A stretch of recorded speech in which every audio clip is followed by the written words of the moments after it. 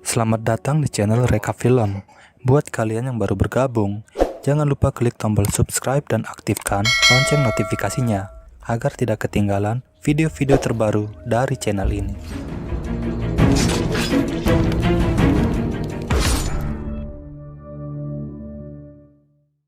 Terlihat beberapa orang pria sedang memacu kudanya dengan buru-buru.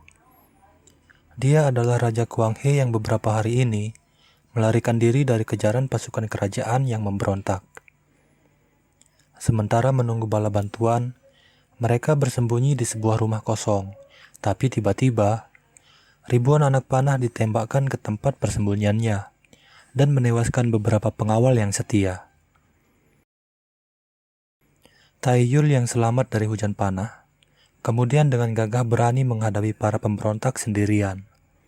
Guna menghindari korban yang tidak perlu, komandan pemberontak yang bernama Min Sung Ho kemudian menantang Taiyul untuk baiwan dengannya.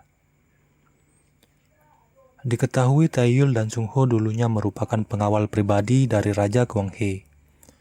Akan tetapi karena bujuk rayu para pejabat, akhirnya Sung Ho meninggalkan Raja Kuang He dan menjadi musuhan dengan Taiyul.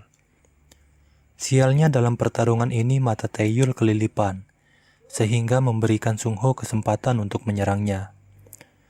Ketika Sung Ho akan menebas Taiyul, dia dihentikan oleh Raja Kuang He yang memilih untuk menyerah. 18 tahun kemudian Taiyul hidup tenang, jauh dari pemukiman bersama anak gadisnya yang bernama Taeok. Suatu hari ketika sedang berburu, penyakit Taiyul kambuh dan hampir membuatnya pingsan. Karena kondisi matanya sudah sangat parah, mereka disarankan untuk pergi ke Hua Sintang guna mencari obat. Si tabib yakin bahwa mereka akan mendapat obat jika menyebut namanya. Taeok berusaha membujuk ayahnya agar mau pergi ke Hua Sintang. Namun entah mengapa ayahnya menolak pergi ke sana, yang membuat Taeok menjadi bingung. Setelah mengancam akan pergi sendiri, Taiyul akhirnya mengalah dan setuju untuk pergi bersama Taeok. Keesokan harinya mereka pun turun gunung dan pergi menuju Hua Sintang. Saat melewati pasar, Taeok melihat ada keributan dan karena penasaran, dia pun berjalan mendatanginya. Ternyata keributan itu disebabkan oleh para pedagang budak yang sedang menjual istri dari salah seorang warga setempat. Semenjak pergantian kekuasaan, negara Joseon menjadi semakin lemah yang membuatnya tidak bisa bersaing dengan negara tetangga seperti Qing dan Ming. Para pedagang budak ini berasal dari negeri Qing dan dibekingi salah seorang kerabat kerajaan, sehingga para petugas keamanan tidak bisa berbuat apa-apa. Di tempat lain, seorang pejabat Joseon bernama Lee Man-hyuk sedang menjamu utusan dari negeri Qing. Kemudian salah seorang kerabat kerajaan dari negeri Qing datang dan bergabung. Dia adalah Guru Tai, salah seorang pendekar pedang terbaik dari negeri Qing, dan juga ketua kelompok Huang yang adalah para pedagang budak. Di tengah diskusi mereka, suasana menjadi panas. Guru Tai dengan sengaja menghina kerajaan Joseon yang membuat Min Sung Ho menjadi geram. Untuk meredakan suasana, dia kemudian menantang Sung Ho melawan salah seorang anak buahnya.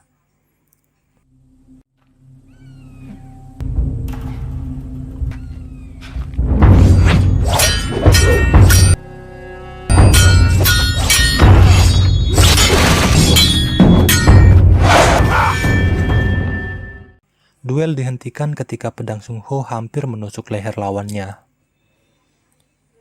Guru Tai dan anak buahnya kemudian pergi meninggalkan perjamuan itu. Taeok yang telah tiba di Hua Sintang harus kecewa ketika pemilik Hua Sintang yang bernama Hua Son tidak memberi obat yang dibutuhkan ayahnya. Mereka pun pergi dengan kesal karena merasa telah ditipu oleh si tabib. Guru Tai datang ke Hua Sintang untuk menawarkan bisnis perdagangan budak kepada Hua Son. Namun Hua Son menolaknya secara halus.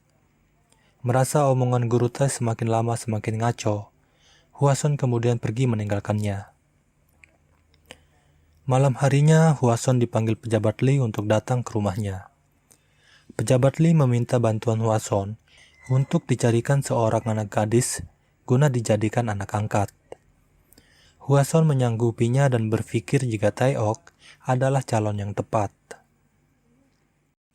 Keesokan harinya Hwason mendatangi tempat Tae-ok menginap. Tae-ok terlihat kesal ketika melihat Hwason SKSD dengannya. Hwason mengatakan bisa membantu mendapatkan obat untuk ayahnya. Mereka kemudian pergi ke rumah pejabat Li. Tae-yul yang baru pulang silaturahmi dari rumah teman lamanya tidak menemukan Tae-ok di penginapan. Setelah mengetahui bahwa Tae-ok pergi bersama Hwason, dia pun segera menyusulnya. Pejabat Li menyampaikan maksudnya untuk mengadopsi Tae-ok. Dengan iming-iming akan diberi obat yang dibutuhkan ayahnya, Tae-ok dengan senang hati menerima tawaran pejabat Li. Hwason dan Tae-ok kemudian pamit untuk pulang ke Hwasintang. Sung-ho yang baru tiba di rumah pejabat Li terlihat terpana ketika berpapasan dengan Tae-ok. Bukan karena Tae-ok cantik atau Hwason yang mirip anggota Blackpink, melainkan karena ikat rambut yang dipakai Tae-ok tidak asing bagi Sung-ho. Pejabat Li kemudian memberitahu Sung-ho bahwa Tae-ok adalah anak angkatnya. Saat tiba di Hwasintang, terjadi keributan yang disebabkan oleh anak buah guru Tae. Om-om ini menelanjangi pelayan wanita di sana dan memaksa melayani mereka. Hwason yang tidak bisa menahan amarahnya langsung menyerang bersama pengawalnya.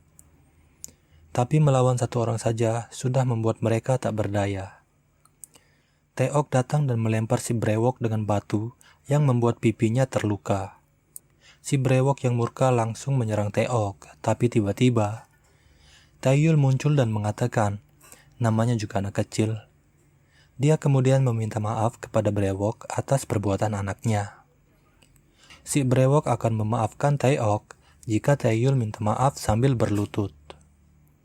Tae-yul pun menuruti kemauan si brewok, tapi si gundul di belakang brewok langsung menyerang Tae-yul. Akhirnya Tae-yul menunjukkan kemampuannya. Si gundul dianiaya dengan hanya tongkat kecil yang dibawanya. Mereka pun hanya bisa tersipu malu karena telah menyinggung orang yang salah. Di kejauhan, Sung-ho yang melihat kemunculan Tae-yul kemungkinan sudah bisa menyimpulkan siapa sebenarnya Tae-ok.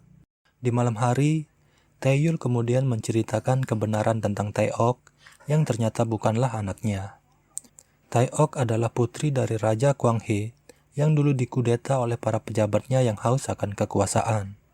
Dan Tae-yul adalah pengawal yang dipercayakan untuk merawatnya. Tae-ok yang tidak ingin lagi menjadi beban bagi Tae-yul, akhirnya diam-diam pergi meninggalkan Tae-yul menuju rumah pejabat Li. Tapi, ternyata keputusannya ini adalah awal dari bencana bagi dirinya. Keesokan paginya, anak buah guru Tae menceritakan bahwa mereka telah dikalahkan oleh seorang pendekar misterius yang sangat hebat. Guru Tae yang penasaran langsung mengirim pasukan terbaiknya untuk menemukan pendekar misterius itu. Selanjutnya dia menugaskan si brewok dan kawan-kawan untuk mengundang Sung-ho ke tempatnya. Guru Tae tertarik dengan kemampuan pedang Sung-ho dan ingin agar Sung-ho bisa bergabung menjadi pengikutnya. Dia pun menawarkan harta, tahta, wanita bagi Sung-ho, tapi Sung-ho yang setia pada tanah air beta menolak tawaran guru Tae dan langsung pergi dari sana. Sebenarnya Sung-ho sangat kecewa dengan pemerintahan yang sekarang. Para pejabat terlalu mementingkan diri sendiri dan tidak memperdulikan rakyatnya. Lebih parah lagi, dana bansos pun mereka korupsi yang notabene-nya diperuntukkan bagi rakyat miskin dan kurang mampu.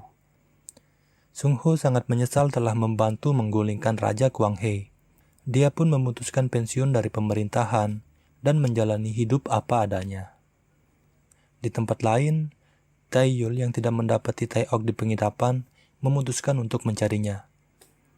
Saat melewati hutan, pasukan yang dikirim guru Tae menyergap dan menyerangnya. Tae-yul yang sedang buru-buru, tanpa basa-basi langsung membantai mereka. Utusan dari negeri Qing mendatangi guru Tae dan memperlihatkan surat yang dikirim oleh pejabat Li. Guru Tae menjadi murka setelah mengetahui bahwa pejabat Li ingin dia mati. Malam harinya, Kurutai datang bersama pasukannya dan membantai orang-orang di rumah pejabat Li. Taeok pun diseret dan hampir mati di penggal Kurutai yang menyangka Taeok adalah anak pejabat Li. Di sini akhirnya diketahui maksud pejabat Li ingin mengadopsi Taeok. Ternyata dia ingin menyamarkan anak kandungnya agar selamat dari konflik dengan negara Qing. Beruntung si brewok yang mengenali Taeok menghentikan Kurutai dan mengatakan bahwa Taeok adalah putri pendekar misterius itu. Sung Ho juga datang dan meminta agar Taeok tidak dibunuh. Sebagai kompensasinya, dia akan bergabung dan menjadi pengikut Kurutai. Di Hwasintang, si gundul mengamuk dan menyiksa Hwason. Dia ingin menemukan dan membalas Taeyul yang telah mempermalukannya. Tidak lama kemudian Taeyul muncul dan langsung menghabisi si gundul tanpa perlawanan. Taeyul datang untuk mencari Taeok yang kemudian langsung diajak Hwason pergi ke rumah pejabat Li. Sampai di sana, mereka hanya menemukan barisan mayat yang berjejer rapi seperti ikan teri.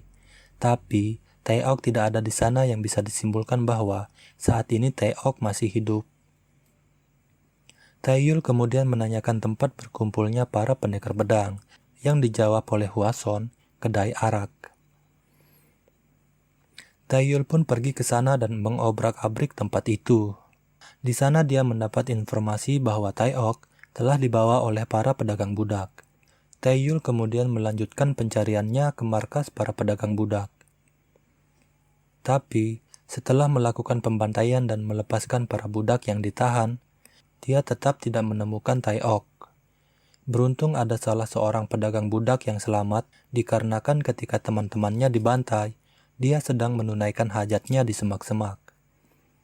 Dia pun akhirnya membawa Taeyul ke lokasi Taeok dikurung, yang ternyata adalah rumah di mana utusan dari negeri Qing tinggal. Di kediaman utusan dari negeri Qing, pejabat Li datang membawa pasukan kerajaan dan memberi ultimatum agar Kurutai segera diserahkan. Jika tidak, pasukan pejabat Li malah dibantai dalam sekejap. Si brewok yang melihat Taeyul tiba-tiba muncul, langsung melemparkan senjatanya. Si brewok dan rekannya masih tidak bisa mengalahkan Taeyul. Pasukan bersenjata tiba dan membantu si brewok. Lagi-lagi kembali Taeyul harus melakukan pembantaian. Para penembak tidak bisa melumpuhkan Taeyul yang pergerakannya gesit dan irit. Taeyul membunuh pasukan itu satu persatu tanpa kesulitan. Tapi, pasukan pembunuh Kurutai yang terlatih membuat Taeyul bertarung habis-habisan. Beberapa kali dia harus rela terkena sabetan dan tusukan yang tidak bisa dihindarinya. Pada akhirnya Taeyul menghabisi semua orang di sana, tapi sangat disayangkan, si brewok berhasil melarikan diri. Taeyul yang sudah sangat kelelahan, ditambah dengan penyakit di matanya yang kambuh, akhirnya terjatuh dan pingsan. Si brewok yang selamat melapor kepada Kurutai bahwa semua pasukannya telah dibabat habis oleh Taeyul. Kurutai yang direndam amarah langsung menghabisi si brewok yang tidak becus. Taeyul terbangun di Hwasintang dan mendapati luka-lukanya telah diobati oleh Hwason. Matanya juga kembali normal dan kini bisa melihat dengan baik. Hwason menyarankan agar Taeyul istirahat dulu. Tapi karena sangat khawatir akan keselamatan Taeok, Taeyul pun pergi tanpa basa-basi. Taeyul lalu pergi mengunjungi teman lamanya yang adalah seorang pandai besi. Di sana dia diberitahu jika kelompok Kurutai ada di dermaga. Dia juga diberikan pedang baru yang mirip dengan pedang lamanya. Tak ingin menghabiskan waktu, Taeyul pun memacu kudanya menuju dermaga. Sampai di dermaga, dia dihadang oleh Sung Ho yang memintanya untuk menyerah, tapi Taeyul pun bertarung kembali melawan Sung Ho setelah sekian tahun lamanya. Namun Taeyul yang dulu bukanlah yang sekarang. Taeyul mengalahkan Sung Ho tanpa membuatnya terluka, tapi Kurutai muncul dan membunuh Sung Ho yang dianggap tidak berguna. Kurutai kemudian menantang Taeyul untuk bayuan dengannya. Jika Taeyul menang, maka Taeok akan dibebaskan tanpa syarat. Taeyul pun mengikuti Kurutai ke arena di mana telah hadir utusan dari negeri King, Sung Ho dan pengawalnya, dan Taeok yang dijaga ketat oleh harem Kurutai. Melihat Taeok yang diperlakukan layaknya hewan peliharaan, membuat Taeyul tidak fokus melawan Kurutai. Beberapa kali dia terkena sabetan pedangnya, tapi dengan semangat baja dan tekad besinya, Taeyul berhasil menipu pergerakan Kurutai untuk mendekati Taeok dan menebas leher harem Kurutai. Kurutai yang kalap melihat haremnya terkapar, menyerang dengan membabi buta tanpa memperhatikan kode etik perpedangan yang membuat lehernya tersayat dan dadanya tertusuk pedang Taeyul yang mengakhiri hidupnya. Selesai sudah perjalanan Taeyul menyelamatkan anak gadisnya dari perbudakan. Akhirnya mereka kembali lagi ke gunung, di mana mereka menjalani kehidupan dengan damai. Dan film pun